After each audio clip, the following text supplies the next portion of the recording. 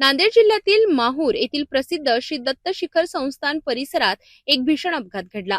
श्री कैलास टेकडीवर दर्शनासाठी जात असलेल्या भाविकांच्या ऑटोला दत्त शिखर ते दत्त मांजरी घाटातील तिसऱ्या घातक वळणावर अपघात झाला। मिळालेल्या माहितीनुसार घाटातील धोकादायक वळणावर ऑटो चालकाचा ताबा सुटल्याने ऑटो अचानक पलटी झाला। या अपघातात चालकासह 8 भाविक गंभीर जखमी झाले आहेत। हे सर्व भाविक हिंगोली जिल्ह्यातील कळमनुरी तालुक्यातील एडेगाव तुकाराम येथील रहिवासी असल्याचे समोर आले आहे। अपघात इतका भीषण होता की काही भाविक ऑटोमधून बाहेर फेकले गेले तर काही जण ऑटो खाली दबले गेलेत। स्थानिक नागरिकांच्या मदतीने तातडीने बचाव कार्य राबविण्यात आले। जखमींना तात्काळ माहूर येथील ग्रामीण रुग्णालयात उपचारासाठी दाखल करण्यात आले असून काहींची प्रकृती चिंताजनक असल्याची माहिती आहे। या अपघातामुळे परिसरात एकच खळबळ उडाली असून घाटातील धोकादायक वळणांबाबत पुन्हा प्रश्नचिन्ह निर्माण झाले आहेत।